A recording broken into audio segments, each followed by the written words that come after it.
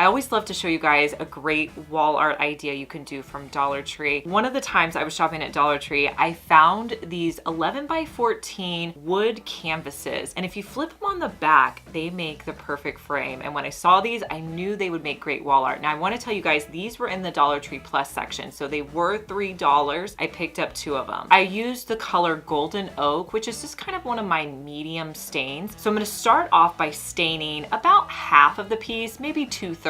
And I put the stain on with a foam brush and I immediately wipe it off with a paper towel. If you want your color to be a little bit richer, a little bit deeper, just let your stain sit on there longer before you wipe it off.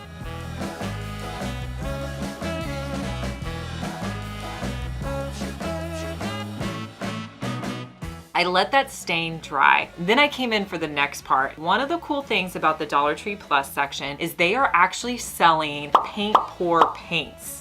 That was a lot, but they are awesome. They're $3 and they work so well. I know some of the acrylic paints at Dollar Tree are not the best, but I really love these. Now I have maybe 4 or 5 colors. I'm gonna be getting all of the colors because they're awesome. But what I'm gonna be using for this one is I wanted it to be really dark. I wanted it to have a cool contrast. So I'm mainly gonna be using black. I'm also going to use some silver and white. Now, one of the things I mix in with my paint pour paints, this is kind of optional because I feel like these paints are super runny, but I use it to just kind of make my paint go farther, is a product that I got from Hobby Lobby, and it's called a pouring medium. This is actually not a paint pour. I'm calling this a drip paint project. What you're gonna do is put in a little bit of your pouring medium, then put in whatever paint colors you want. So I'm gonna go in heavy with the black.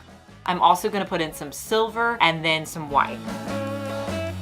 Next, I'm going to sit my paint pours into a container at kind of at an incline. So I found something I could put underneath that would just make it at a slight incline. That way, all of my paint is going to drip that way and I don't have to worry about it getting on my stained area. So once both of the pieces are in there, I'm going to just run the paint along the edge.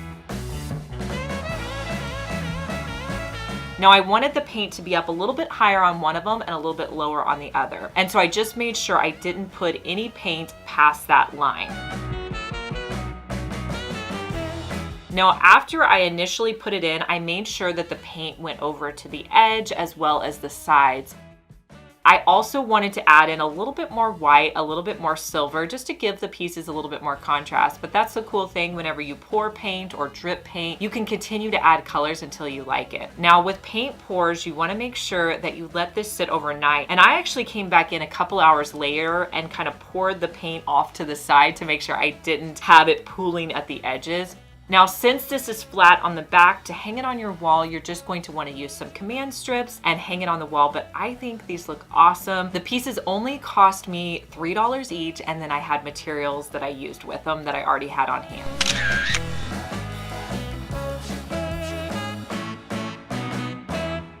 If you're a crafter who loves to DIY, consider joining my Facebook group. It's called Fenwick DIY. We'll put a link to it down in the description box. It's a great community to share your DIYs and get feedback.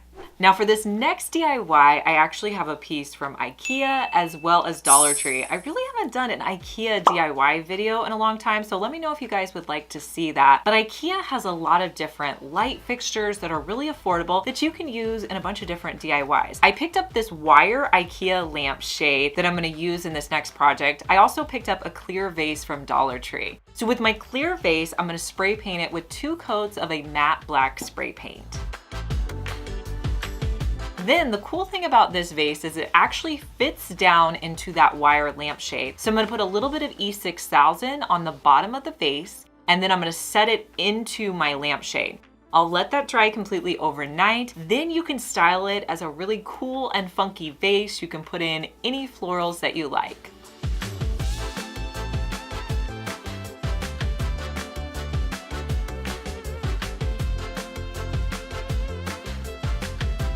I love all the woodcraft items that you can find at Dollar Tree. In the Dollar Tree Plus section, I found this round tray that I thought was really cute. I also picked up these floral picks. I got 3 of them. I thought this would be a fun combination for a DIY. So I started by adding some painter's tape to the outside of my wood piece because I wanted to make sure I could keep that wood on the outside.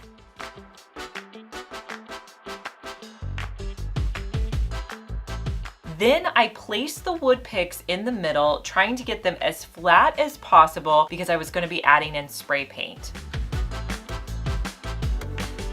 Next, I took the tray outside and I'm gonna be using a blue spray paint. And whenever you're trying to spray paint a stencil, you wanna try to make sure the spray paint just kind of skims over the top. So try not to go at an angle, which is a little tough with this piece because I had to do the edges. And don't overdo it with the spray paint. Just do the amount you need to get the job done and then stop there. So I just put the spray paint over the top and then I let it dry completely. Then I removed the stencils. I always like cross my fingers here to make sure that it looks okay. Next, I removed the tape from the outside. Some of the blue paint did bleed over the side, but to remove that, all you have to do is get a piece of sandpaper and you're just going to sand it down until the paint's removed. That's an easy way to make sure you clean up the edges. Felt like it turned out pretty good. Now I will say where the picks were, those didn't look that great. So I actually took a little bit of spray paint with a foam brush and I just dabbed over where the stems were. I felt like you could only see one of them, so I really didn't need the stems. Now on the bottom, I wanted to add some legs to this tray, and there's a new spring item out. They're these little tiny wood pots that are so adorable, and I thought these are gonna make great legs. So I picked up 2 packs of them and I hot glued 3 of the legs to the bottom of my tray. And here's a look at how the tray turned out.